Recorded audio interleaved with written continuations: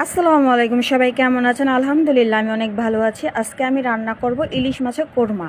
প্রথমে তেলে পেঁয়াজ দিয়ে পেঁয়াজটা কিছুক্ষণ ভেজে এর মধ্যে তেজপাতা এবং গরম মশলা দিয়ে দিলাম। গরম মশলাটা কিছুক্ষণ ভেজে এর মধ্যে আদা বাটা রসুন বাটা দিয়ে দিলাম। আদা বাটা রসুন বাটাটা কিছুক্ষণ ভেজে সামান্য পানি দিয়ে এর মধ্যে ধনিয়া গুঁড়া, জিরা গুঁড়া এবং লবণ দিয়ে দিলাম।